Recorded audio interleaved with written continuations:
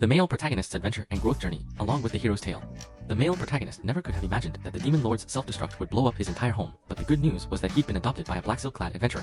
But just when he finally managed to graduate and join the current hero squad, he was suddenly dismissed from the team for being lazy in battle and slacking off. Since being adopted by Marlin, the male protagonist has been subjected to hellish training, such as being denied food if he can't master fire magic within a single day. As a result, the male lead finally succeeded just before dinner. Or perhaps in winter, the male protagonist uses magic to create a life-size statue of Marin, but Marin then enlarges the statue, sending the male protagonist into free fall. As for Marin's Spartan training, the male protagonist has no complaints at all. Just think of it as being too weak and keep on striving harder. That day, Malin got completely drunk at home. The male protagonist used a recovery spell to help her sober up. Overjoyed, Malin hugged the male protagonist tightly, but little did he know that the next moment, she'd suddenly enlist him as a volunteer to train in magic. In the evening, Marlin glared at the magic tome in her hand, gritting her teeth. Just as the male protagonist suddenly appeared, Marlin quickly tried to hide the tome, but accidentally let go of it, and it slipped from her grasp, falling onto the floor. The male protagonist helps pick up the magic tome. But suddenly, his body reacted to the magic tone, and in the next moment, he collapsed right there and fell fast asleep. Marin couldn't believe what she was seeing. This meant the male protagonist possessed the qualities of a chosen one. If this truly is destiny's doing, Malin absolutely refuses to let him repeat her own mistakes, and thus, he must never place excessive faith in his own strength. So, Malin decided to train the male protagonist to become a white mage who could use magic to help others.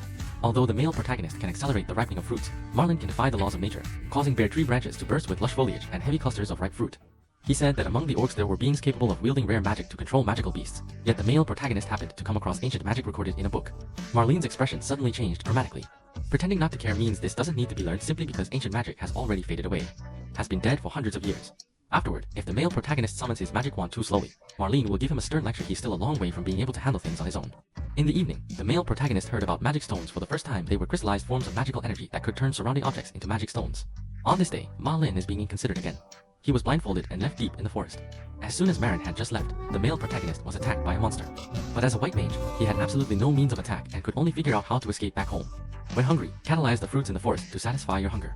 During this time, the male protagonist will adjust the magical spell, strengthening only the power of his fingers to cope with the mountain climbing situation. Whether it was reducing magic consumption or enhancing the effectiveness of magic detection, the male protagonist kept refining his techniques all along. Only then did he finally collapse alive at his doorstep. Marin was very satisfied with the male lead's performance. One day, 2.5 years later, the male protagonist unexpectedly discovered an introduction to human tongues on the table and asked Marlene to give it to him.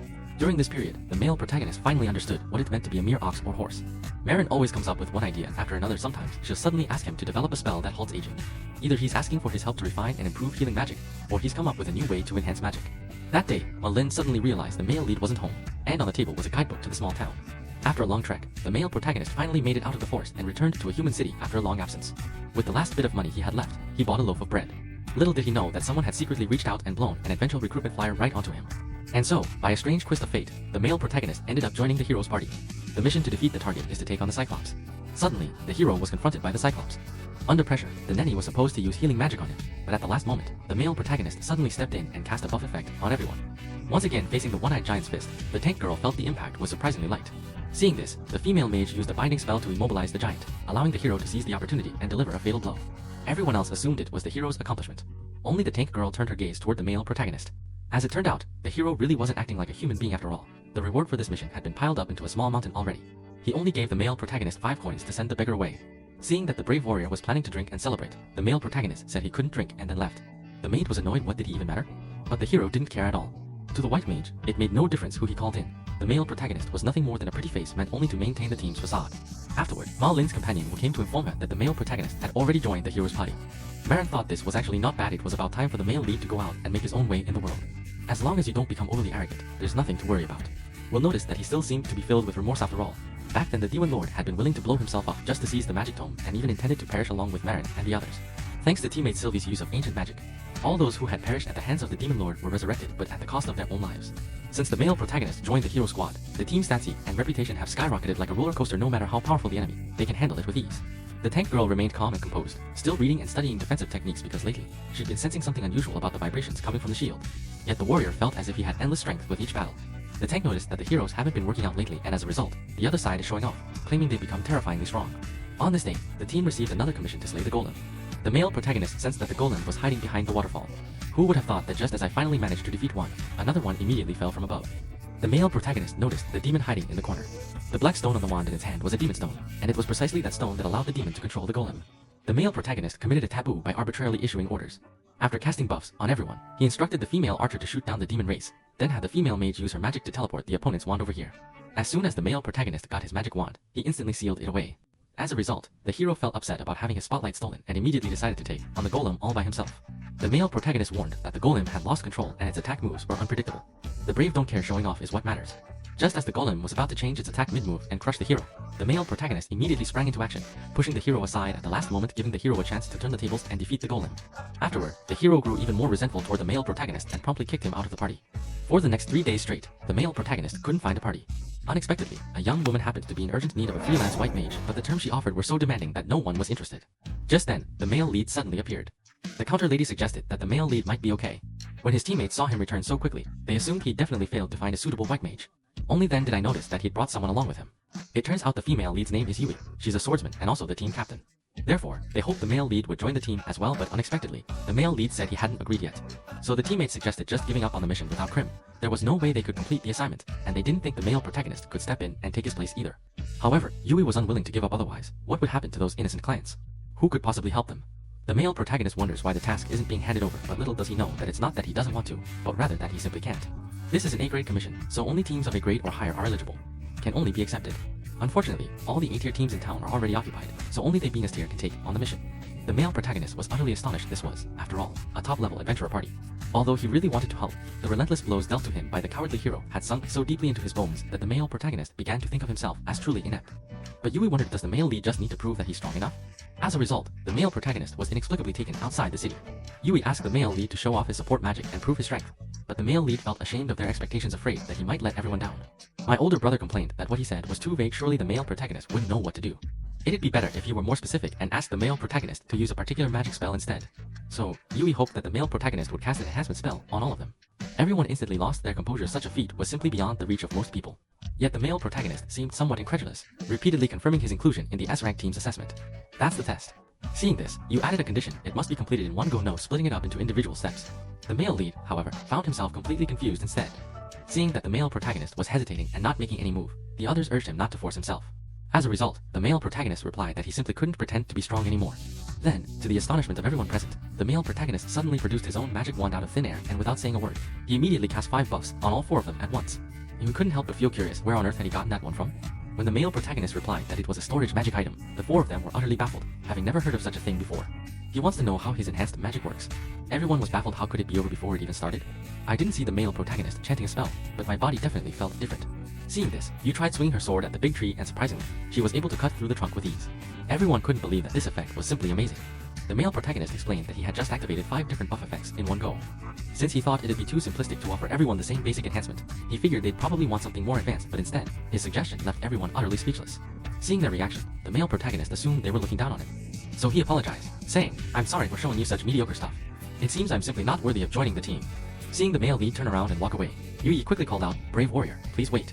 It wasn't until afterward that they realized the male lead had previously been part of the hero squad. But there are only 4 heroes in the entire world. The male lead awkwardly said he'd been kicked out because he was too weak.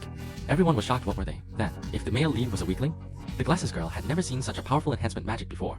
But the male lead didn't believe it. People stronger than him should be walking all over the place.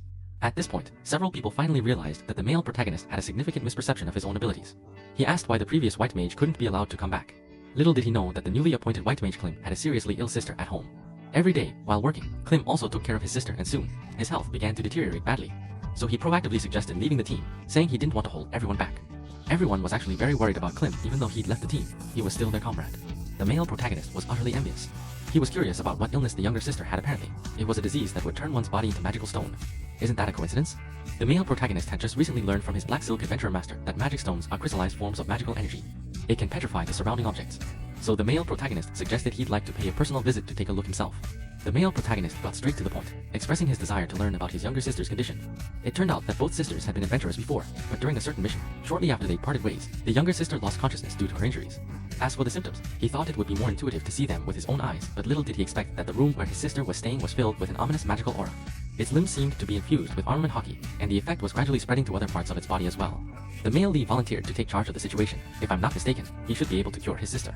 Krim couldn't believe that despite having invited many senior white mage masters, none of them could do anything about it. Little did he know that the male protagonist had initially guessed the cause of the illness. It was likely a scratch on his skin caused by a high-purity magical stone, and the area where he'd been injured probably had an extremely high concentration of magic. Krim confirmed that their previous mission had been to collect the magic stone, and the wound was located just below his sister's waist. The magic that invades from the waist spreads to the limbs, thereby triggering symptoms of magical petrification. As treatment begins, the male protagonist casts a spell that can reverse the magic transfer, thus absorbing the magic from my younger sister's body. After all, it was the uncontrolled magic that caused his body to turn into stone. Therefore, we must bring the magic within my sister's body close to zero. Otherwise, the treatment won't be effective, and at the same time, he'll also have to respond. Although Krim couldn't recognize it, he could sense that the male protagonist wasn't using ordinary healing right now. The male protagonist explained that this healing magic was particularly draining of magical energy and not very efficient. It was practically useless. The only reason he used it was to consume the huge amount of magical energy he'd absorbed. As an outsider, I just feel awed and impressed, little realizing that it's not merely a matter of being impressive. The male protagonist is simultaneously wielding two different types of magic. The body would also have to withstand the immense pressure of magical energy coursing through it, something that an ordinary person could never possibly accomplish. But the effect was immediate. Her sister's magically Juhua body was rapidly returning to normal, and finally, she was completely cured by the male protagonist. Afterward, Clem was very grateful to the male protagonist. Once her younger sister recovers, the two sisters plan to continue teaming up as adventurers. But if it's the male protagonist, he feels completely at ease in trusting his teammates to his care, and his teammates all say that the male protagonist has been a great help. Yet the male protagonist remains modest, saying there's nothing special about it. In short, everyone's gratitude is sincere. The male protagonist instantly remembered the unfair treatment he'd suffered earlier in the hero's party, and sure enough, he still wanted to join them. Everyone is thrilled because with the addition of this veteran support player, the team's strength will surely be greatly enhanced. To welcome the male protagonist's arrival, his teammates prepared a table full of delicious food to celebrate. But what no one expected was that as soon as he started showing off, he just couldn't stop. Simply because he'd never tasted anything so delicious, everyone couldn't believe it. Little did they know that, for them, this shop was actually pretty ordinary. Yet as the male protagonist looked at the food before him, he couldn't help but wonder just what it was he'd been eating all along. The male protagonist talked about his life with his Black Silk Clan master. His master's cooking ingredients were either wild herbs from the courtyard or various mushrooms from the forest. It's either simply roasted, plain lean meat. Even the glasses girl was shocked. After all, that couldn't really be considered cooking. They began to wonder just who exactly the male protagonist's master was. Could it also be a powerful white mage? Unexpectedly, the male protagonist pointed out that if he had to be honest, the master could be considered an attack-oriented class after all. His frequent experiments with magic often ended in explosions. The glasses-wearing girl couldn't believe it. How could a non-white magic master be able to train such a powerful support character? She hoped she'd have the chance to ask him for advice sometime. The male lead quickly intervened, saying, "No way." As soon as the male protagonist thought about his previous Spartan training, he advised that it would be best if his master didn't teach him. Even so, he knew that his master actually had a gentle side as well. Afterward, everyone began discussing the current commissioned task. This time, they're going to hunt down the monster horde that has been ravaging the farm. The male protagonist sensed something was off. Since it was a horde of magical beasts, there should have been all sorts of them. Yet, it was unprecedented for magical beasts of different races to gather in such large numbers and move about together in the past. But since the other party has already made the request, they have no choice but to trust. He believes that since there are people who need help, stepping in to offer assistance is an adventurous calling. Everyone is eagerly anticipating the support magic from the male lead, the veteran support character. But the male lead worries that the greater everyone's expectations, the greater their disappointment will be. Yui feels helpless and hopes he could have a bit more confidence in himself. The male protagonist wasn't confident at all after all. He'd always believed that he'd been kicked out of the team by the hero simply because he lacked sufficient strength. But compared to those who flaunt their strength, everyone still prefers a teammate like the male protagonist. So everyone agreed to meet at the hotel lobby tomorrow morning. Who would have known that the male lead was heading in the exact opposite direction from everyone else? Red-haired brother even warned him that he'd gone the wrong way. The male protagonist felt embarrassed about not having enough money to stay at the inn. Seeing this, the older brother took out a bag of coins and handed them to the protagonist, but they weren't given away for free. Instead, they'd be deducted from the reward he'd receive for the mission later on. The male protagonist is delighted that all the members of this team are good people, so he can't afford to let them down. The next day, Yui showed up carrying a large bag of luggage but found that everyone else was empty-handed. It turns out the male protagonist used storage magic to help put everything away. Yui is thrilled. This is great. We don't have to lug around heavy luggage anymore, so everyone can feel much more relaxed. Who would have thought the male lead said he could teach them the storage magic after all? Everyone is born with magical abilities, and learning this trick wouldn't take much time at all. Now everyone is really freaking out. Please, the male lead, be sure to teach them.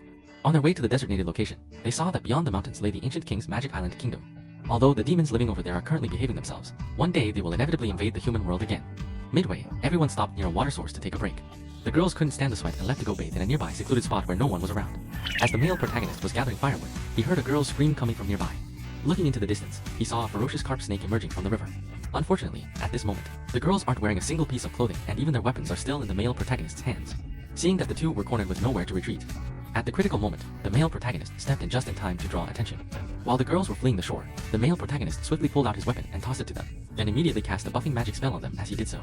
As a result, the glasses girl herself was stunned. She hadn't expected that a mere fireball spell would actually reduce the violent serpent to ashes in an instant. Little did they know that it was all thanks to the male protagonist. Seeing that the danger had been averted, the pink-haired girl begged the male protagonist to put the weapon away again. Afterward, the male protagonist took some time to teach everyone about the magic of storage, and said that learning it wasn't difficult at all.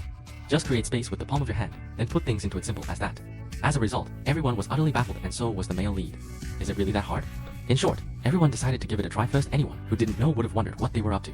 In the end, the glasses girl turned out to be the more experienced one after all. Storage magic is magic too. Using magic should at least involve chanting a storage spell, but who would have guessed that it did actually work as soon as they tried? It was only then that everyone realized they weren't the male protagonist, who could cast spells without any chanting at all. Soon, the girl with glasses was the first to master storage magic. At night, Yui kept watch together with the male protagonist. She still felt embarrassed about what had happened during the day, but she was deeply grateful to the male protagonist for saving them. Still willing to join this team. Although the male lead says he's also looking for a job, Yui still feels as if she's somehow forcing him to join the team. The male protagonist recalled Yui's firm determination not to give up on the commission, and couldn't understand why he was so persistent. Little did he know that Yui was reminded of his hometown after all. The village where he lived as a child had also been attacked by monstrous beasts, claiming the lives of all his loved ones and friends. In the end, only he survived, so when he heard that a horde of demons was approaching, he couldn't just sit by and do nothing. Moreover, if the farm's crops are completely destroyed, those villages and towns will also be in trouble. The male protagonist suddenly interrupted him and quickly woke up the team members who were resting. It turned out that a large-scale movement of demonic spiders had appeared nearby, perfectly matching the details of the mission.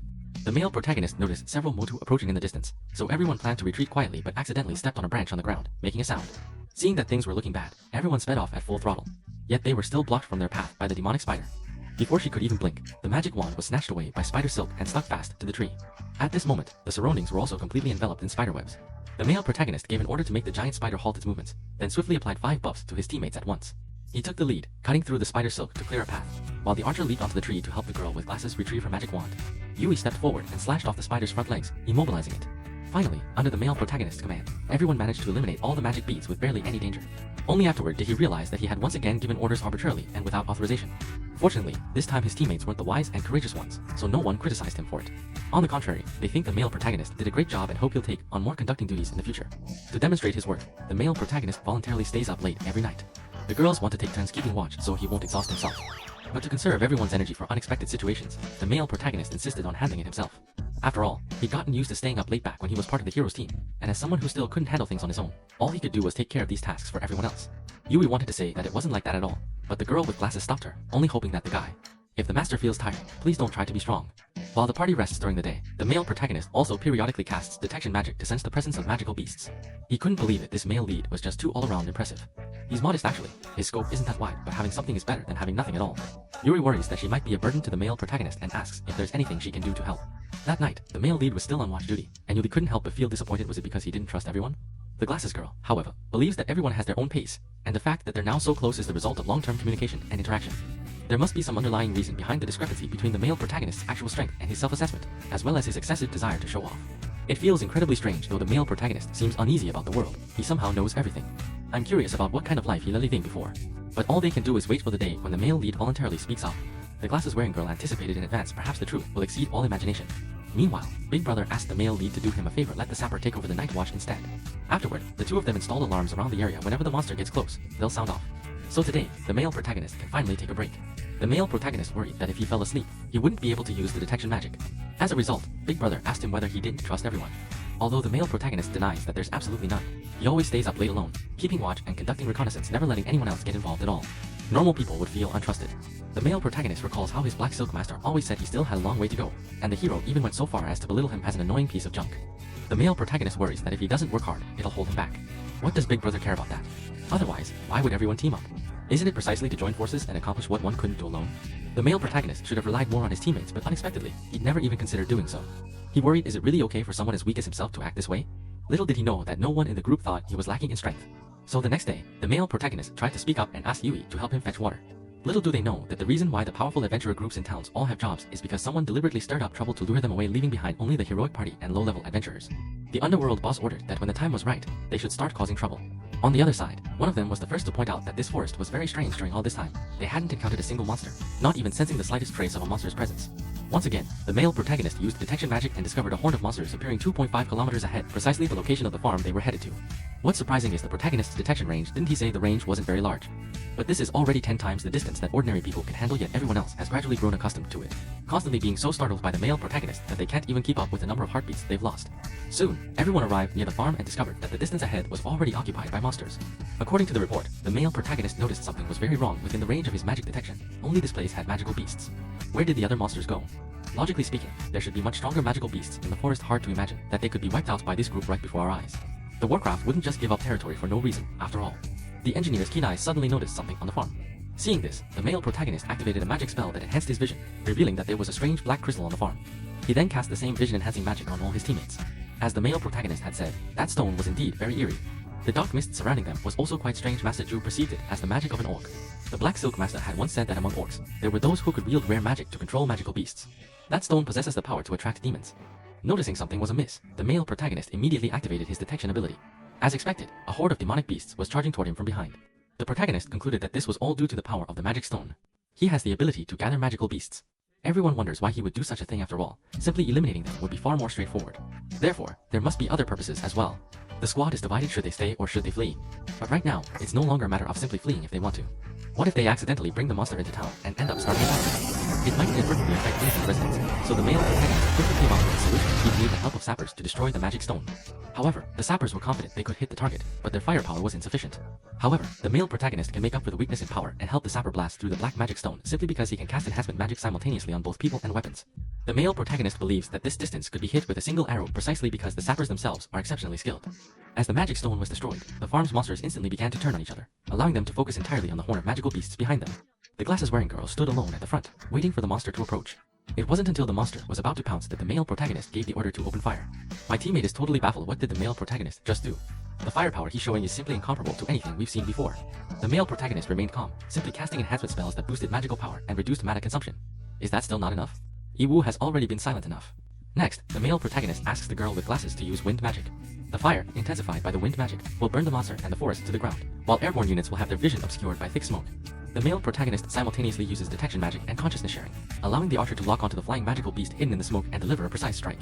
Next came the final stage, but the girl with glasses said she'd run out of magic entirely. Seeing this, the male protagonist immediately started replenishing her magic right there on the spot, and in an instant, the girl with glasses felt as if she'd been completely filled up. But the male protagonist almost had his body drained dry. Afterward, the girl with glasses used magic to summon a torrential downpour that extinguished the flames, leaving Yi and the old man. Only now did Big Brother finally have a chance to step in and deal with the remaining fugitives who had slipped through the net. After completing the quest, the male protagonist discovers that a huge conspiracy is actually hidden behind it. He judged that the mastermind behind the scenes was targeting the town itself. As expected, this quest was a trap intended to deliberately distract the high-level adventurers within the town. This is done to weaken the defensive forces within the town. In short, the teammates chose to trust the male protagonist's judgment just in case they'd have to return to the city as soon as possible. So the male protagonist quickly cast an acceleration-enhancing magic spell on his teammate. As a result, everyone was walking at a brisk pace, and soon the small group was already not far from the town. At this rate, we can return on the same day. The glasses-wearing girl worries that she might be a burden to the male protagonist. After all, continuously maintaining the Jianhua magic does consume quite a bit of magical energy. But the male protagonist said that was only true for those who weren't used to casting spells continuously once you get the hang of it. Mastering the technique can reduce magic consumption. The glasses girl understood what the male protagonist meant. He seems to have done this many times before. Little did he know that from childhood, the male protagonist had been abandoned by his black-haired mistress and master deep in the ancient mountains and forests, left to fend for himself. As a white mage, defeating enemies is an extremely difficult task. If he wants to stay alive, he'll have to keep running and constantly use various enhancement spells. Yui felt sorry for him, seeing how hard he'd been working, but the male lead just dismissed it, attributing it to his own lack of ability. This should be a very common training method after all. He's always being told by his Black Silk Master that he should do better. But the girls insisted it was anything but ordinary. As a result, the overpowered male protagonist once again misunderstood their intentions, thinking that the training he'd undergone wasn't even on par with the ordinary. No wonder he's an S-rank adventurer, there's just something different about his level. After taking a break, everyone set off again. Everyone marveled at how effective the male protagonist's acceleration magic was even when running several times faster than usual. He didn't seem to be out of breath at all. But unexpectedly, the male protagonist suddenly slammed on the brakes, causing a chain reaction rear-end collision behind him simply because he had detected an unusual aura, which gave him a foreboding sense of impending doom. The male protagonist decided to split the group into two. The others would head back to town first, while he went alone to confirm the situation. Fearing that if they were to encounter the enemy, he alone certainly wouldn't be able to handle it by himself, he asked everyone to go together. Soon, everyone spotted a small cabin nearby. The male protagonist could confirm that there were demonic beings inside, as well as another kind of presence causing him to lose his composure. Does the term demon race refer to the Demon Island nation? From afar, they could see that beyond the mountain peak lay the Demon Island kingdom, a realm belonging to the demon race. Someday, the other side will make a comeback and invade human nations. Unexpectedly, the demon race should have been strictly restricted and forbidden from entering human territories. Everyone was speechless. After all, the kingdom of Magic Island had once launched a prolonged and brutal war of aggression, but the male protagonist acted as if it had nothing to do with him. But unexpectedly, the male protagonist lost his childhood memories. When he was practicing with his master, the war had already ended. Everyone realized that the male protagonist was actually a war orphan and apologized for having spoken to him in such a way. But the male protagonist didn't care. The immediate priority was to confirm the situation regarding the demon race's invasion. The male protagonist hopes to continue his adventure and explore further, simply because he sensed here the same aura as the magical stone that attracts monsters. Therefore, it can be determined that these demon races are connected to the horde of magical beasts that attack the farm. If the demon race's real target is indeed the town, they can't just stand by and watch. One of them said, "Don't be a coward, just go for it. If we stop now, the demon race might get away." Who would have known that when they went outside, they found the house completely empty. Once again, the male protagonist sensed that the demon race was actually hiding underground, so he decided to skip the time it would take to find the entrance, directly apply a strengthening buff to the glasses girl, and use magic to forcefully break through the ground. From the very beginning, they zeroed in on the demon race, pressing them for their motives. Old Lu took the opportunity to launch a sneak attack from the side. Reluctantly, I had no choice but to go on the defensive, and as a result, the opponent managed to escape. The other demon races were easily defeated thanks to everyone's coordinated efforts. The fleeing demon race wrapped the captured orc girl in a cocoon and then fled the surface, taking both the girl and the cocoon with them. The crowd quickly formed a pincer movement, completely surrounding the demon race in just 2.5 seconds. The demon race would rather die than summon thunder, intending to strike a 5-point blow. Seeing this, the male protagonist activates a defensive magic array. As a result, the demon race reaped what it had sown and was struck by its own lightning. Only afterward did everyone realize that Jane Zhong was actually a young female orc. Since the demon race has been completely wiped out, the only person who knows the truth now is the orc girl standing right in front of me. The male protagonist uses healing magic to help with recovery, and the glasses-wearing girl is seeing this for the first time. She is amazed that his healing magic is so advanced. Is it strange to have such opinions? After all, the male protagonist can even cure the petrification condition of his former support system within the squad. The male protagonist claimed this was an improved form of magic. Little did he know that it would once again astonish everyone. After all, most people would never even think of doing something like this. The male leads accidents real or fake. He's often dragged off by his master to be exploited for labor. But then again, the master really is a peculiar fellow. Soon, the orc girl woke up. The male protagonist asked whether there were any orcs capable of using magic to control magical beasts, and whether that black magic stone was indeed his power. The orc girl with elf-like ears admitted that it was indeed her magic. She had been forcibly abducted by demons and coerced into creating the black magic stone. Now, everyone finally understood the full story behind it all. The demon race forcibly captured beast-eared girls and turned them into mere tools, solely to use the monsters as fighting forces. Once the town is occupied by demons, it will become even easier for the Demon Island Kingdom to launch an attack on the human world. Little did they know that at this very moment, the monsters had already begun to move in swarms. Everyone worried about the safety of the town and quickly resumed their journey. Suddenly, halfway through, the male protagonist noticed that 2 groups of monsters had appeared nearby, both heading toward the town at the same time. Therefore, the male protagonist hopes to rely on the power of the beast-eared girl. He asks his teammates to immediately return to the city and remind everyone to prepare for battle. After all, one person can't do 2 things at once. He'll need a partner's help, and he plans to take the beast-eared girl along to stop the horde of monsters. Hua Ma Yungjia never could have imagined that he'd end up being the idiot who got laid off right at the heart of the company's operations. The reason is that ever since the male protagonist was kicked out of the team, not a single white mage who wanted to join has been able to match him. Not only will no one be able to store magic, but even enhancing magic allows you to activate at most only 2 spells at a time. Little did they know that ever since the male protagonist left, the girls had all realized that their own abilities could no longer reach their former peak levels. Tank Lina was the first to notice perhaps the male protagonist was actually the most special after all. The wise and courageous one refuses to believe it, insisting that the male protagonist is nothing but a failure. At this moment, the Knights Guild reported that an army of tens of thousands of demonic monsters is currently on the march and urgently needs the heroes' party to help defend the town. The Braves Bragdog handles it. After all, this is a royal commission, and we can't afford to turn it down. He also wants to take this opportunity to showcase his talents. He let the people of this country know exactly who was the strongest, completely oblivious to the worried expressions on his teammates' faces. On the other side, the male protagonist and his S-rank teammates split into 2 groups. He took the girl with animal ears along, planning to intercept the second wave of siege demons. The beast-ear girl, however, hopes to resolve the issue without harming the monsters. After all, this siege wasn't their intention in the first place. Rather, it was the demon race that took advantage of them. The result of forcibly controlling with power. Not wanting to hurt the beauty's feelings, the male protagonist agreed to do his best to fulfill her wish and refrain from killing. He then asked the beast-eared girl whether her magic could send the magical beasts back to where they came from. But there are too many demons. He didn't have the confidence to do it, but the male protagonist offered to help him replenish his magic and provide magical assistance. Seeing this, the beast-eared girl was willing to give it a try, but unexpectedly, her spellcasting was suddenly interrupted and disrupted by something. At this moment, the hero continues to push his brain-dead strategy all the way through, woefully dismissing the adventurers from the town as utterly worthless, though at least they can serve as his cannon fodder. The chairman promptly stepped in to quell the internal strife. The pressing priority is to deal with Warcraft, not to turn on each other. The brave man stood up and spoke his plan. Simply and brutally, have the mages unleash their strongest magic. Each one just needs to kill 10 monster beasts in a single attempt. Afterward, he and the knights would hold off the demon beasts, giving the mage time to recover and prepare to unleash his magic once more. As long as you keep repeating the question, it'll be easily solved. But unexpectedly, the wizards all claimed they didn't know any magic that cool. Even at maximum power, it can only take down 1 at most. How could the brave man fly into a rage out of sheer embarrassment? Isn't something like this supposed to be easy? Just having hands should be enough, right? Little did they know that even the mage from the hero party said it couldn't be done. Not long ago, he started losing his former powerful magic, and it wasn't just him. Everyone on the team was experiencing the same thing. The hero couldn't understand what had happened. The girl confessed that after kicking the male protagonist out, the hero had become angry, feeling as though he'd been deceived. But Lina slapped him in the face. He was the only one who hadn't noticed this, simply because he'd become complacent in his role as the hero and hadn't been rigorously training himself. The hero felt guilty, and his secret was publicly exposed. However, Lina has reached her breaking point. You no longer have the right to call yourself a hero. The brave warrior couldn't believe how terrible he actually was. Unable to bear the strange stares of everyone around him, he could only flee from this place in disarray. The other girls quickly followed behind, but only Lina decided on the spot to withdraw from the hero squad. She was willing to stand alongside everyone else and fight off the monsters, but first, she spoke the male protagonist's name. Ask if anyone present knows him. At this point, the male protagonist has already found the black magic stone in the forest. The very evil force within it is interfering with the beast-eared girl's magic. But judging by the scale of the demon beast, there should be several hidden in the forest. He'd have to disable all the magic stones before he could once again use magic to control the demon beast. The male protagonist assured him that it wasn't a big deal. He was simultaneously employing both consciousness sharing and setting magic. This way, the beast-eared girl can also find out the location of the magic stone. Moreover, the male protagonist can even use an invisibility spell. So the two of them quietly crept up to the magic stone and purified its evil power. The adventurers decided to stake their lives on the male protagonist. It's only because Lena just said that, in fact, the core of the hero party isn't the hero and the holy maiden, it's the white mage who was kicked out of the party. Because the title of hero blinds everyone. Just like men and women after they've been photoshopped after staring at them long enough, you start to believe that's really what they look like. They haven't the slightest clue that all their achievements so far are thanks to the male protagonists supporting magic, and yet they're arrogant enough to believe it's all their own doing. Therefore, as long as we can find the male protagonist, we might be able to turn the tide of battle.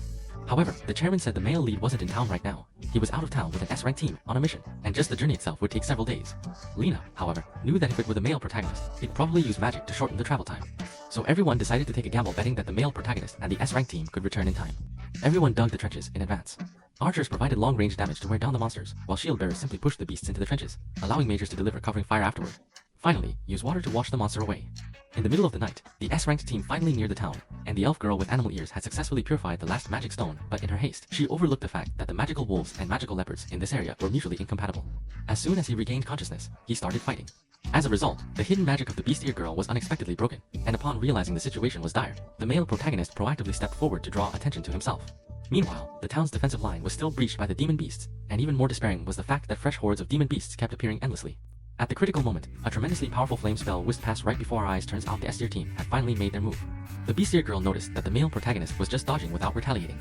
She realized it must be because of her request earlier that day, and now it looked like the protagonist was about to get caught in a pincer attack from both front and back. The beast girl finally succeeded in casting the magic, allowing the monsters to leave peacefully. It turned out that his magic wasn't about controlling magical beasts, it was about having heartfelt conversations with them. The battle here in Kota Town is still raging fiercely, and even with the addition of several S-rank warriors, the human side remains at a disadvantage. Lena, in a moment of carelessness while trying to protect her companions, was bitten on the arm by a demonic wolf. With the horde of monstrous beasts already charging into the crowd, humanity's defeat seemed inevitable. Suddenly, a woman singing came from the distance. The beast-eared girl and the male protagonist finally arrived just in time. With the male protagonist's supportive enhancement, the beast-eared girl was finally able to communicate with all the monsters, and let them all leave. Only afterward did the beast-eared girl become curious about what support magic the male protagonist had just used. The male protagonist calmly replied that it was nothing more than several layers of magic designed to reduce mana consumption and enhance magical effects. In short, the male protagonist attributes everything to the beast-eared girls, but we'll have to wait for further details to find out more. Although the demon has departed, there are still golems waiting for them to deal with. Facing the final wave of golem engineering, the demon race has been meddling behind the scenes. Because the beast girl can't use magic to control the golem, the male protagonist is left with no choice but to give them both. The person applies acceleration boost, and the two of them venture across the army of golems. Then, suddenly, the male protagonist wrapped his arms around the beast girl from the waist and, together, they leaped over the trench to join the others. The male protagonist, meanwhile, felt as if his body had been completely drained from continuously casting support magic. Just then, the club president suddenly appeared, declaring that everyone could only rely on the male protagonist and instantly left him utterly bewildered. To his surprise, the male protagonist found that Lena was there too. It was from Lena's own mouth that he learned the so-called useless hero had insisted on showing off and provoked conflict with the adventurers only to end up abandoning his due responsibilities. That's why those yellow-haired guys don't deserve to be called heroes.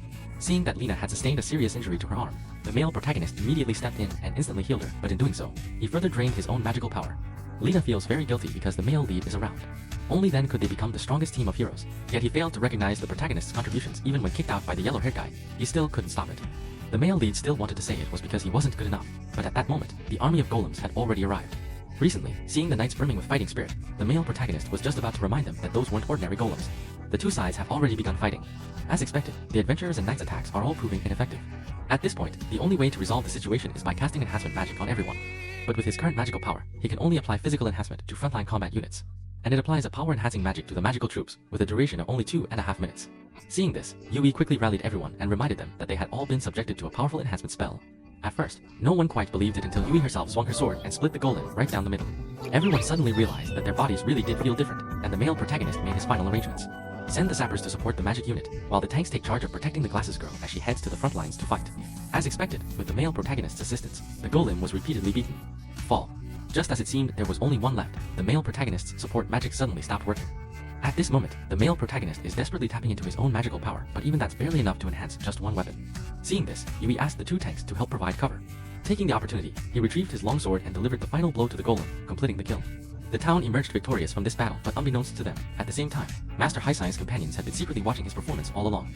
At this moment, the mastermind behind the scenes was estimating that the town should already have been flattened by 30,000 monstrous beasts, but unexpectedly, his subordinates suddenly reported that the massive army of monsters had each gone their separate ways and fled. The army of golems was also completely wiped out. Only after the demon race arrived to demand an explanation did they realize that the place had already been deserted long ago. The demon race was furious and consumed by impotent rage, determined to personally deal with the person who had disrupted its plans. The male protagonist, having overexerted his body, fell into a deep sleep for an entire day and night. As soon as he woke up, Yui asked him to come with her. Little did he know that the doorway was already crowded with townspeople, all shouting that the male protagonist was their savior, only for the male protagonist to suddenly chicken out. I quickly closed the door. It's just that there were too many people, which made him a little scared. On the other side, the older brother has already returned to the male protagonist's master's home and relayed the news that the male protagonist has been kicked out of the hero squad and is now affiliated with a certain S-rank adventurer group. The master had no choice but to tell the male protagonist that this, too, was a form of cultivation. However, there was one thing the older brother simply had to mention. Because the male protagonist seems overly serious, he hasn't realized that he's actually quite talented. Perhaps some people will dislike this kind of personality. The master feels guilty precisely because of him, because he doesn't want the male protagonist to repeat his own mistakes, which is why he's been overly strict with him. At this moment, the male protagonist still couldn't understand why the townspeople were all chasing after him. His teammates sighed and explained helplessly that they weren't trying to capture him to eat him. I just want to express my gratitude to him after all. He's the hero who saved everyone. The male protagonist remains self-conscious, believing that he has only offered a small contribution. His companion sighed helplessly, saying that setting the bar too high would only end up torturing himself. He should have more confidence in himself. And so, surrounded by everyone, the male protagonist finally made his appearance before the crowd. The crowd welcomed the protagonist's long-awaited arrival. The male protagonist believes that the protagonists who are defending the town are the knights and adventurers fighting on the front lines. However, both sides unanimously agreed that it was the male protagonist who had given them the strength to fight. Therefore, he was the town's hero, the savior of the world. Afterward, the yellow-haired hero couldn't stay calm. He hadn't expected the male protagonist to actually become a hero. As it turned out, the white-haired girl was worried that refusing to join the battle would cause her to lose her title as a hero. Meanwhile, the yellow-haired guy could only feel helpless and furious at the girl, and after venting his frustration, he decided to pack up and leave. In this town that treats the male protagonist like a hero, he can't stay for even a single moment longer. Today is also the Memorial Day when the Black Silk Master and his teammates honor Zipper, who sacrificed himself while defeating the Demon Lord. The older brother said that the demon race is manipulating monsters in an attempt to conquer the town where the male protagonist lives, and they're using orc magic to do it. The key question is, why did the demon race choose this particular time to strike? He suspects the Demon King might rise again. At first, the Master didn't believe that after all, the Demon King had been destroyed. There was no way he could be resurrected. Otherwise, wouldn't Sybil's sacrifice have been in vain? Meanwhile, the male protagonist and his companions received an audience with the Lord and discovered that the Beast Girl was there as well. But after the Lord appeared, everyone found it hard to believe after all. They'd heard that the Lord had been in charge here for over a decade. Yet unexpectedly, despite looking so young, the male lead wasn't surprised at all after all. His black silk-clad master also looked like a little girl.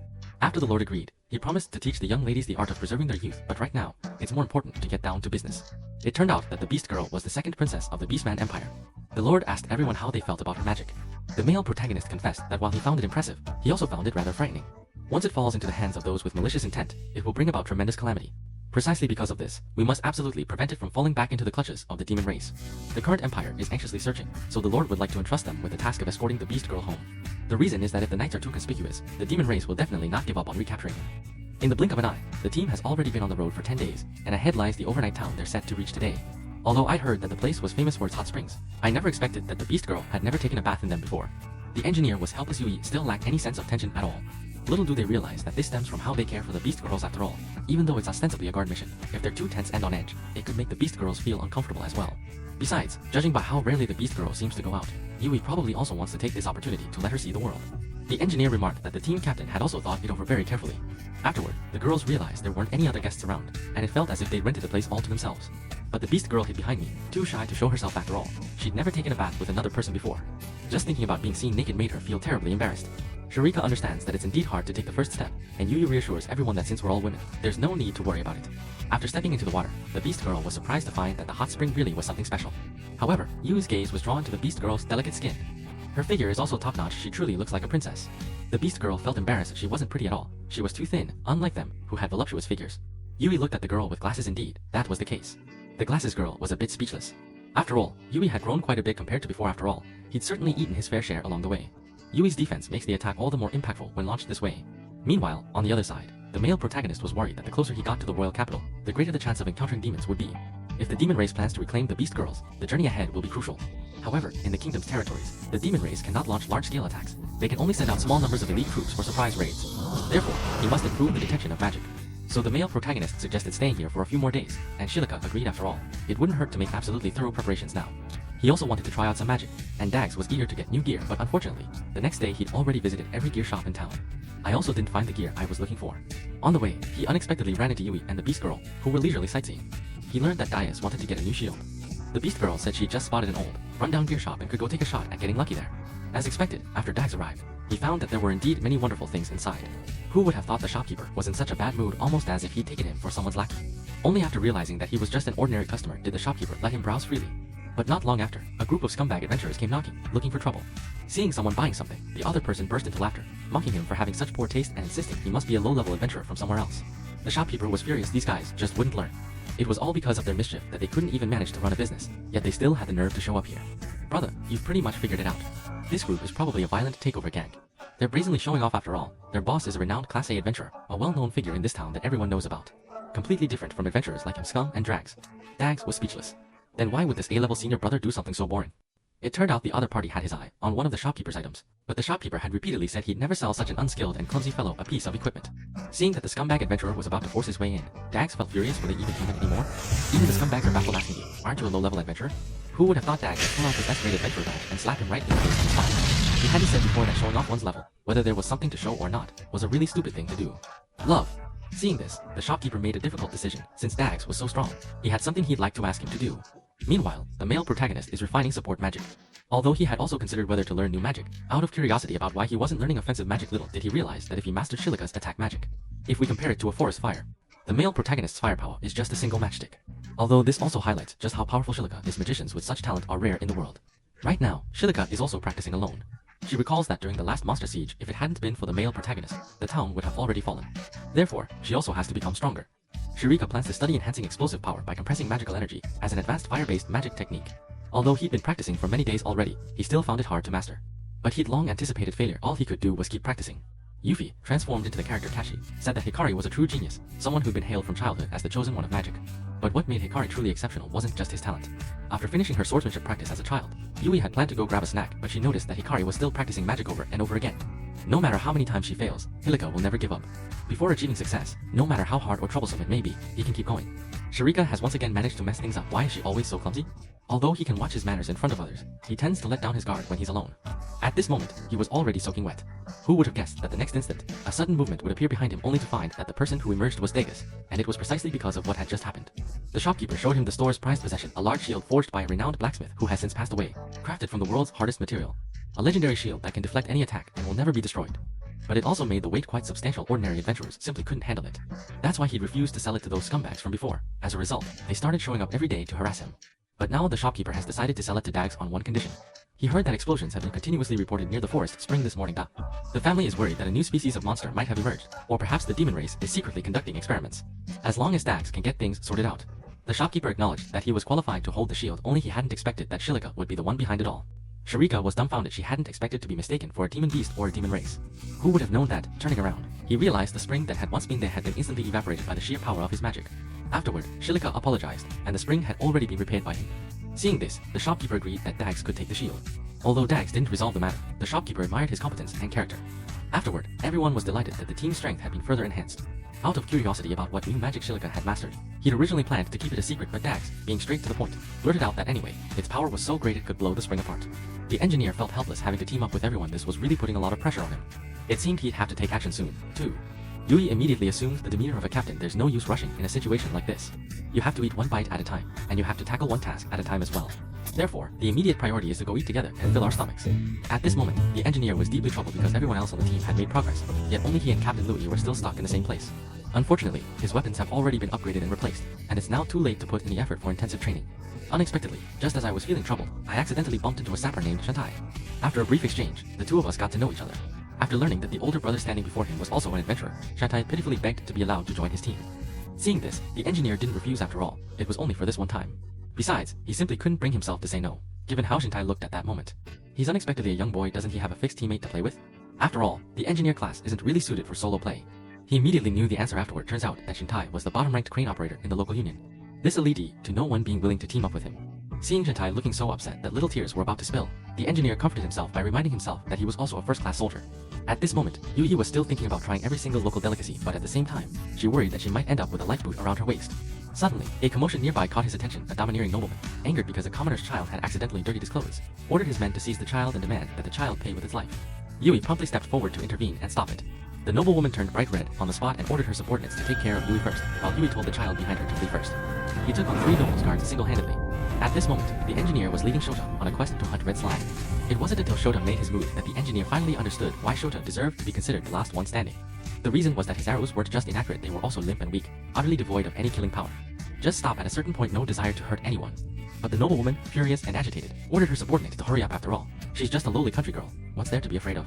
Yet, some bystanders recognized that the young girl before them was a prodigious swordsman who had become an S-ranked adventurer at a remarkably young age. Who would have known that the noblewoman suddenly flashed a sly smile? Simply because there were still his henchmen in the crowd, Yui, caught off guard for a moment, was caught off guard and struck down by the mage lurking behind her. This is a magical chain that gradually drains both physical strength and magical power now. Yui has lost all ability to resist. Just as the noblewoman was about to commit murder in broad daylight, little did she know that a masterful expert was lurking nearby. A mysterious female powerhouse suddenly stepped in front of her, clearly sensing the noblewoman's arrogant and overbearing attitude. The woman simply vanished from the spot in an instant, then reappeared just as quickly. The female noblewoman's lackeys all promptly collapsed and fell fast asleep because just moments before, the woman had delivered a swift hand strike to each of them at a speed invisible to everyone else. Afterward, you asked how she could become as powerful as he was. The reason was that there was an exceptional white mage named Lloyd on their team, and you found yourself unconsciously leaning on him all the time. That's precisely why I want to become stronger. Hearing this, the woman revealed her true identity. She was none other than the companion of the male protagonist's master. She introduced herself as Lilith and promised to help Yui undergo special training. Meanwhile, the male protagonist hit a creative block in his magic research, and his teammates suggested he take a break and go out for some fresh air. Lilith helplessly reminded you that he shouldn't just casually follow strangers like that. Yet Yui is very confident in his ability to judge people. Although Lilith seems suspicious, he's certain that the other person is a good person. Seeing him casually conjure a large sword out of thin air, Yui was utterly astonished.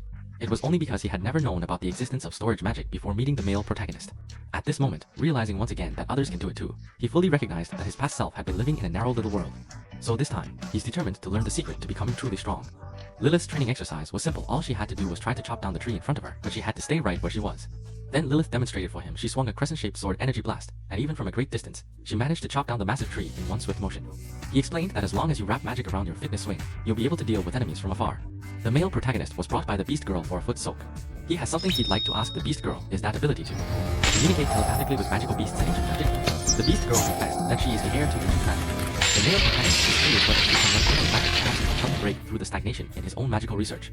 Unfortunately, the beast girl said it was impossible after all. In ancient times, magic would only give rise to one person born with the innate ability to wield it every few hundred years.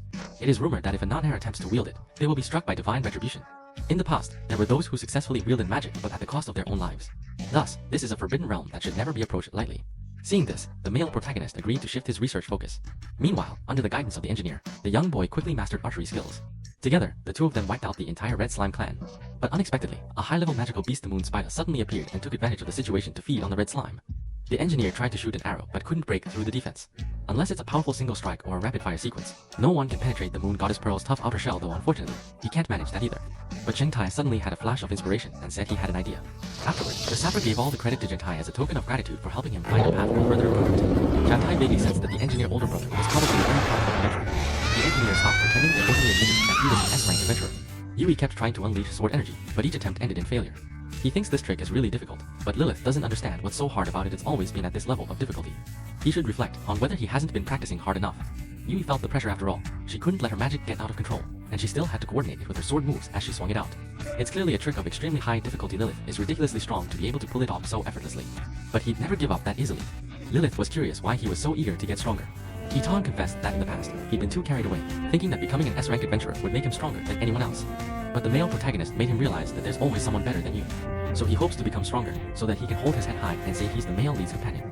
Only afterward did Yui realize that he'd actually succeeded, but by then, he'd already realized with Lilith's strength, how could a little kitten possibly have hurt her? As soon as she relaxed, Yui fainted. Lilith is very happy for the male protagonist. He has a good companion. By then, it was already late in the evening, and everyone was worried that Yui still hadn't returned. It wasn't until a sudden noise came from outside that they realized Yui had fallen asleep right at the doorstep. The next day, after everyone had rested and recovered, they set off again, but this time, the male protagonist was in low spirits. Everyone else had made progress, yet he alone hadn't achieved anything at all. Right now, Lilith is complaining to Marin that this investigation is exhausting, and she's even using the pseudonym Lilith.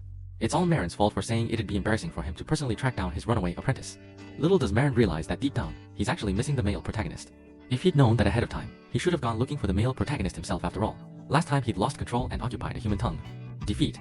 Even the Orc Princess was rescued along with him, prompting the 4 heavenly kings of the demon race to receive a warning from their superior: if they fail again, there will be no place for him among the 4 heavenly kings. Still, even so, he didn't know where the Orc Princess was. Unexpectedly, the collaborator who had previously fled suddenly reappeared. Seeking the final payment for their cooperation, the other party brought news: the Orc Princess was being escorted by a team of S-grade adventurers. We are currently on our way to the capital. At this moment, the male protagonist and his companions were chatting and laughing happily, thoroughly enjoying themselves. Hearing a rustling sound in the bushes, everyone quickly went on alert, but turned out it was just a wild rabbit. Just in case, the male protagonist used detection magic to confirm that there were no demons nearby. Afterward, the male protagonist felt that everyone's faces seemed to be wearing expressions as if they'd figured something out. Just now, everyone was full of confidence, unlike him, whose heart was always filled with unease and worry that he might hold everyone back. Everyone was helpless. His old problem had struck again. The male protagonist is the one who should be most confident in himself. The companions all spoke up only because of the male protagonist's influence did they suddenly feel an urgent desire to. You need to get stronger, otherwise, you'll end up becoming overly dependent on him in the future. So-called self-confidence is the true power of understanding oneself. If one underestimates oneself, one cannot fully unleash one's potential. Meanwhile, the male leads Black Stockings and his master, Balin. To meet the male lead, she arrived in the royal capital ahead of time and, as if entering a place devoid of people, hypnotized the guards to let her into the royal city. She then located the secret chamber hidden in the library. Who would have known that the secret chamber suddenly opened? The beast girl companion, Lu Wei, had already sensed Ma Lin's arrival because he caught a whiff of Ma Lin's magical aura ahead of time. Marin learned from Lu Wei that the ruler of the Demon Island Kingdom now is the son of the Demon King. Since the great battle with the Demon Lord over a decade ago, the kingdom of the Magic Island has fallen into silence. Because the heroic power of Marin's generation was simply too great, thanks to that battle, Lu Wei gained the king's trust and was permitted to conduct magical research here. And what he loves most is imitating and studying Marin's magic. After all, he can cast spells completely without chanting. Even his storage magic is done by Merlin. Developed. However, Merlin's visit this time has another purpose: to check whether the half-finished magic tome in his possession still contains the power needed to seal the Demon Lord. The beast girl is shocked. Could it be that the Demon Lord is about to be resurrected? But for now, this is only a possibility, which is why she wants to be prepared for any eventuality. Right now, the male protagonist and his companions need only cross the forest to reach the town, and they're just 1 day's journey away from the royal capital. The male protagonist once again used his detection magic, only to find that it was being interfered with. The next moment, a thick fog began to spread through the forest. The glasses girl planned to use wind magic to drive them away, only to realize that the magic wand couldn't be removed. The male protagonist guessed that the interference was most likely the work of the demon race, so just to be safe, they could only hurry and escape to the other side of the town. The beast girl has already obtained the results. There's still magic left in the grimoire, and it's actually residual power belonging to Sever. Marin felt as if it were Cyver's suicide note. The male protagonist, who had once considered adopting a beast girl, one day accidentally touched this magical tome and immediately experienced a fitting reaction. In other words, the male protagonist also possesses the qualities of a chosen one just like him and Cyver. However, reaching that realm is by no means easy after all. It's the domain of those who have transcended by perfecting the essence of their craft to the utmost degree. But since there's a possibility, Marlin hopes the male protagonist can possess powers that surpass those of Ziver. That's why he often gives the protagonist tasks that exceed his own abilities. It was only because he failed to understand the male protagonist's feelings that the protagonist suddenly ran away from home. Right now, I'm escorting the Imperial Princess to the royal capital together with my companion. Marlene came ahead of time to prepare for the meeting because she misses the male protagonist so much. The male protagonist and his companions arrived in the town late at night, but the place was also shrouded in thick fog. The male protagonist used magic to enhance the glasses-wearing girl, enabling her to retrieve her wand and unleash wind magic. As the thick fog around them began to dissipate, the 4 heavenly kings of the demon clan had already positioned their troops, waiting patiently for their prey. Although the rogue fish demon army was quickly wiped out, the 4 heavenly kings were thick-skinned and simply ignored everyone's attacks. Yui seized the opportunity to swing his grey sword from behind, but unexpectedly, he couldn't even touch the enemy's body. The male protagonist realized this was a magical armor. It's a high-level technique that uses released magic to protect oneself. The 4 heavenly kings also recognized the male protagonist as the hero who had saved the town and immediately planned to take him out first. The glasses-wearing girl quickly unleashed an explosive magic spell on him, but it turned out the villain also possessed a smoke and no-harm technique. At that moment, icy coldness swiftly spread along the street toward everyone, instantly enveloping them in its protective embrace. Meanwhile, the demon ally who was creating the fog in the distance was personally tracked down by Marlin's companion, Green Fur. That fog was really in the way, so he decided to tackle the root cause directly. Suddenly, another orc appeared before everyone's eyes. As soon as the orc opened its mouth, it started insulting the male protagonist's team, calling them a motley crew of misfits. It turns out he's the childhood friend of the Beast Girl Princess and also the Empire's ice hero because he couldn't bring himself to entrust Kreia to a group of incompetent adventurers. I came over personally to greet you. He quietly mentioned that she'd heard the ice hero had a very bad character. The soldiers were unhappy about it, so the Holy Church didn't recognize his title as hero. Although he wasn't interested in the title either, Kreia was surprised to find that he was still carrying this bag. Turns out, it was a birthday gift he'd made himself when he was a child. At this moment, the 4 heavenly kings finally managed to free themselves again. Seeing this, Bingong once again unleashed his ice magic. Not only could he cast spells without chanting, but he even used his own body as a magical wand, yet it didn't freeze him at all. The 4 heavenly kings realized he wasn't an ordinary orc, but the soldiers were too lazy to waste time arguing with a dead demon race. No matter what tricks he tries, he can't defeat the 4 heavenly kings. Others wanted to help, but he lashed out at them, yelling for them to get out of the way. At this moment, the mastermind behind the scenes thought he'd already taken care of Green Fur, but just as he turned around, the other party suddenly appeared behind him, completely unaware that Green Fur had seen through all his tricks. Looking at the potion on the ground, he finally recognized that the green-haired figure was the legendary alchemist. Only now did everyone finally understand why the soldiers weren't recognized as heroes simply because their mouths were just too full. Because the soldiers' attacks were completely unorganized, even those who wanted to help couldn't offer any assistance. The male protagonist was more concerned that the four heavenly kings hadn't launched a counterattack at all until the next moment, when he sensed something was wrong and quickly warned the soldiers to be careful.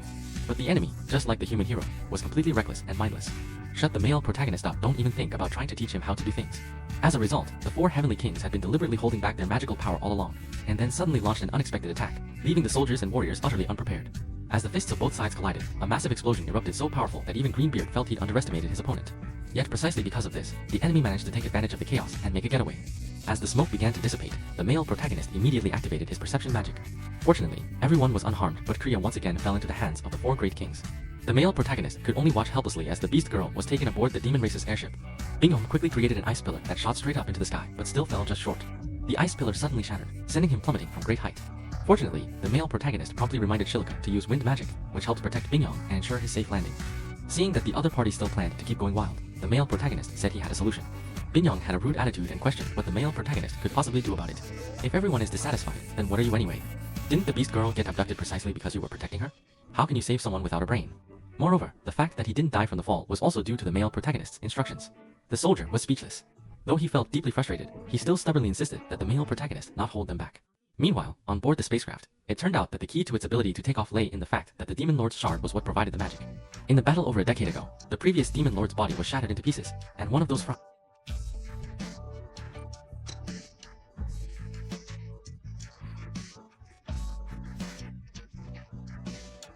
who also wanted to study the powers of beast girls and find a way to control monsters himself. But unexpectedly, the spaceship soon sounded an alarm. It turned out that the male protagonist, who hadn't even bothered to act, had somehow managed to reverse gravity magic, ensuring that the foothold created by Bingyong wouldn't fall down. Everyone quickly caught up with the spaceship by following the steps. Seeing this, the four heavenly kings stepped forward to join the battle, while the male protagonist, as usual, first cast 5 beneficial buffs on his companions before taking his stance. While the four heavenly kings were distracted by the soldiers, the male protagonist quietly imposed another negative attribute on them. Then, at the male protagonist's signal, the squad began launching repeated attacks against him, but unfortunately, none of them managed to break his defense. The four heavenly kings feel like they're all too weak. Having finished speaking, he was about to launch a powerful blow, but unexpectedly, his fist suddenly froze in the next instant, and immediately afterward, his entire palm snapped off in an instant. Byu explained that his arm had already been frostbitten and was necrotic simply because the male protagonist had just cast a spell that blocked pain sensation. He has already figured out that the four heavenly kings can only defend against attacks that are visible. Evidence of this is that earlier in the town, although he clearly blocked Ice Young's attack, his hair was still frozen. In other words, he can only deal with attacks that are visible, while Bingyong's freezing breath tends to go unnoticed, and on top of that, it doesn't cause any pain. That's why they fell into the trap without even realizing it. As the magic gradually wore off and the pain returned, the four heavenly kings realized they couldn't hold their own and turned around to flee. To eliminate everyone, he disregarded all warnings and forcibly opened the cage, releasing the captured monster. As a result, the creature itself was the first to be entangled by the giant serpent. Seeing this, Poppyhead thought it was a perfect opportunity to test the monster's reaction, so he immediately took out the device and emitted a special sound. Bingyong took the opportunity to rescue the beast girl. However, the monsters have already been brought under Trubu control and are glaring menacingly at everyone. Just as everyone was about to launch a counterattack, the otherworldly beast girl stepped in front of the monster, shielding it with her body. Afterward, she used ancient magic to help the monsters gradually break free from control. Unexpectedly, the spacecraft suddenly malfunctioned and was about to crash, all because the ancient magic from just moments ago had caused the Demon Lord's life source to go out of control. To prevent the spaceship from exploding, Bubblehead had no choice but to remove it first. However, the four heavenly kings were still affected by the magical life source of the Demon Lord. The instant Noodlehead loves to stir up trouble, he's also curious to see what'll happen when the four heavenly kings team up with this guy. Who would have known that as soon as the two came into contact and reacted, the monsters instantly felt fear and then, unable to resist, were sucked into the magic sphere. Then, in the next moment, what appeared before my eyes once again was a fusion monster. The male protagonist recognized this as a chimera. He'd read about it in his Black Silk Master's book, a terrifying monster with multiple lives coexisting within a single body. The instant Noodle hairstyle is thrilled. This result is just too hilarious. It was only now that everyone realized the spaceship was also falling. The immediate priority was to get out of the ship as quickly as possible, but unexpectedly, the heavenly beast girl was worried about what would happen to those magical beasts that had been merged. Everyone hesitated and dawdled for a long time, but the fusion beast didn't give them a chance. It simply blocked the exit. Seeing this, the soldier intended to step in and fight, but the beast girl stopped moving fast. Still, he couldn't bring himself to deal a killing blow to those magical beasts. However, others have no intention of going down with the Virgin Mary. Seeing this, the male protagonist made a decisive decision. He told everyone to follow him toward the wall and put away their equipment, because the next moment, as the male protagonist lifted the gravity magic, the airship suddenly lost its balance, and just as the fusion beast also lost its footing, everyone finally had a chance to escape the cabin. Unfortunately, the fusion beast, with its wings, quickly caught up. Everyone couldn't afford to think too much. There was nothing for it but to jump ship first. Bingyun received orders to make ice blocks for everyone to land on, while the glasses girl once again resorted to her old trick using wind magic to cushion their descent just before touching the ground and finally managed to land safely. From that battle onward, the soldiers and warriors suddenly woke up. Previously, he'd put on airs, thinking that anyone who teamed up was a weakling, while the strong ones always fought alone. But only now does he realize how terribly wrong he was. As the spaceship crashed nearby, the virgin beast girl was heartbroken over the monsters aboard, little realizing that the fusion beast was not yet dead, and what's more, its body had actually swelled up once again. The male protagonist determined that the ancient monster, transformed into a beast girl, had accidentally awakened the demon lord's source of life. The source of awakened life requires a physical body in order to be resurrected, which is why it absorbed those magical beasts. Right now, the fusion beast is still trying to find everyone. The Pink Fern 1 figures is probably searching for the beast girl after all. Even if its appearance has changed, that creature is still the demon. 4 heavenly kings of the clan. Perhaps the other party's consciousness was still lingering within the fusion beast, which is why it instinctively wanted to keep capturing the beast girl. Little did they know that from the very beginning, Master Marin, the black silk clad master, had been quietly following nearby. To eliminate any future trouble, the soldiers planned to take care of the opponent right there and then. But suddenly, the beast girl's holy mother syndrome flared up. Concerned about her feelings, everyone decided to change their approach and see if they could somehow save the fused monster. The male protagonist asked the beast girl to use the ancient magic once more, convey his wish to restore the warcraft to its original state to the life source of the warcraft, provided that the male protagonist strengthens that power and transmits it into the fusion beast's body. The monsters should be able to return to their original state. Just as they were about to take action, Marin's sudden appearance left the male protagonist utterly bewildered. He said that ancient magic should never be touched, as unleashing by someone unable to control it would be far too dangerous. The male protagonist is confident that, by teaming up with a beast girl, he can maximize the power of ancient magic. He only realized it after meeting everyone. If he doesn't understand his own strength, he wouldn't even be able to have such a thought. Mao Lin was angry. He'd said it many times, under no circumstances should he become overly confident in himself. But the male protagonist doesn't see it that way. It's a judgment he's certain he can make, now that he's come to understand his own powers. Having said that, the male protagonist, disregarding Marlene's objections, led his companions into action. Malin had thought the male lead was merely assisting in unleashing ancient magic and surely wouldn't repeat the tragedy of years past. But unexpectedly, this time when using ancient magic, a black hole suddenly appeared above the male protagonist's head and that of the fusion beast. Although the fusion beast's body gradually disintegrated back into its original form, the male protagonist and the 4 demon lords were sucked into a black hole. Then, the male protagonist witnessed the 4 heavenly kings vanish right before his eyes, and when he turned around, he saw his own physical body. It was only because at this very moment his spirit and body were separating that an unknown voice suddenly rang out. Ancient magic is a legacy left behind by once prosperous races from the distant past, beings who transcended human wisdom and possessed the extraordinary power to freely reshape this world. Marin realized that the voice was coming from Zipper, the magic tome. His voice continued, saying that this race had created magic capable of interfering with life and death and even distorting the very truths of the world. Yet precisely because of this, the entire world plunged into chaos, driving the entire race toward extinction. Terrified by their own power, they resolved to banish the use of that all-too-powerful force, the ancient magic of today. But they anticipated that someday the world might need this power to distort truth, so they prepared the inheritors of ancient magic. On the one hand, there's concern that future generations might emerge who seek to meddle with the power of competition. 4. To prevent the world from heading toward destruction, they use ancient magic on the entire world, magic that could only be wielded by those not descended from the inheritors. A magic that will destroy the body. Therefore, once a caster uses ancient magic, their own magical power will spiral out of control, leading to their destruction. The man standing before me is Sybil. He claims to have used ancient magic during the battle against the Demon Lord. Although they were then locked in a fierce battle, they still drove the Demon Lord into a dead end. Just as victory seemed within reach and everyone began to relax slightly, the Demon King seized on their vulnerability and unleashed his ultimate move, self-destructing in a blinding explosion. In the end, the town was destroyed, and both companions and residents perished. To save everyone, Zipper decided to sacrifice his own life and unleash a forbidden ancient magic, ultimately reversing the flow of life and death and resurrecting the town's residents and companions. Right now, thanks to the male protagonist's presence, the black hole's closure has slowed down. If the male protagonist wants to leave, now is the time, and the way to leave lies within himself. Right now, the companions realize that in the past it was always the male protagonist who helped them. Now it's their turn to help him. So, following the call of his companion, the male protagonist inexplicably left the black hole and returned to reality. Only afterward did everyone find out that the male protagonist's master was none other than the legendary Great Sage. To those adventurers, the Great Sage is an entity dwelling high above the clouds. Marin asked the male protagonist what his plans were for the future and whether he wanted to return to her side. The companion felt uneasy inside, unsure of how the male lead would choose. Naturally, the male protagonist wants to stay with the team, and besides, the king also wants them to remain temporarily in the royal capital. So, aside from providing magical support, he has other plans. Also try exploring various other types of magic.